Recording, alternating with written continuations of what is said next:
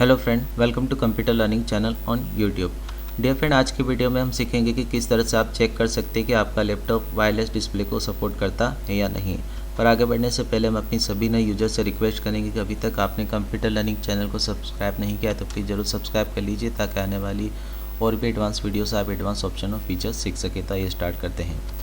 Dear friend, यहाँ पर सबसे पहले हम इसकी रिक्वायरमेंट को समझ लेते हैं। तो डियर फ्रेंड, यहाँ पर बेसिक दो कंपोनेंट की रिक्वायरमेंट होती है। एक होता है ग्राफिक ड्राइवर, दूसरा होता है वाईफाई एनडीआईएस ड्राइवर।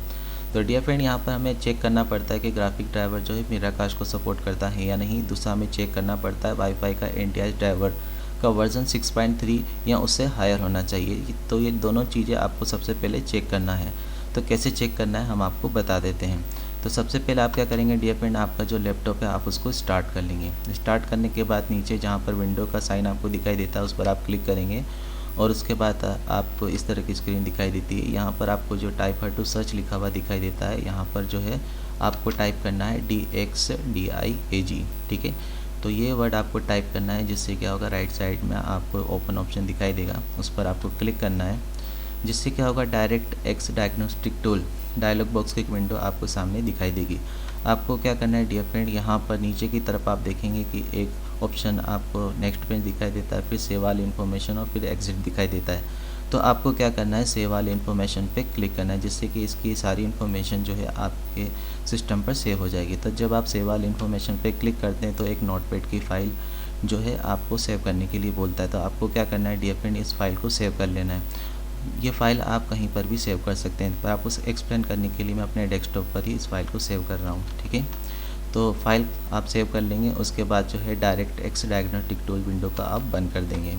उसके बाद आपको क्या करना है डियर फ्रेंड, जहाँ पर भी आपने फ़ाइल को सेव किया है उस वहाँ पर जाकर आपको फ़ाइल को डबल क्लिक करके आपको ओपन कर लेना है, जिससे क्या होगा नोटपैड की फ़ाइल आपकी ओपन हो जाएगी। उसके बाद आपको क्या करना है डियर फ्रेंड, इस विंडो का सबसे पहले आप मैक्सिमाइज़ कर लीजिए। ठीक है, उसके बाद आपको क्या करना है, अपने कीबोर्ड से कंट्रोल F कमांड टाइप करना आपको जो है प्रेस करना है, जिससे क्या होगा फाइंड कमांड आपको दिखाई देगी। यहाँ पर आपको जो है वर्ड टाइप करना है मिराकास्ट। ठीक है, उसके बाद आप जो है इंटर प्रेस करेंगे, जिससे क्या होगा कि आपको मिराकास्ट जो वर्ड है वो हाईलाइट करके बताएगा नोटपैड। ठीक है, उसके आगे लिखा हुआ रहेगा अवेलेबल विथ HDCB। अगर आपका जो ग्राफिक ड्राइवर मिराकास्ट को सपोर्ट करता है तो यहाँ पर अवेलेबल ऑप्शन आपको दिखाई देगा। ठीक है, तो एक तो यह हमारा कंफर्म हो गया कि हमारा जो ग्राफिक ड्राइवर है वो जो है मिराकास्ट को सपोर्ट करता है या नहीं। ठीक है, अब हम चेक करेंगे हमारे वाईफाई को। ठीक है, हमारे वाईफाई के ड्राइवर को भी हम चेक करेंगे। तो इसके लिए आपको क्या करना होगा डियर फ्रेंड, सबसे पहले हम इस विंडो को बंद कर देते हैं।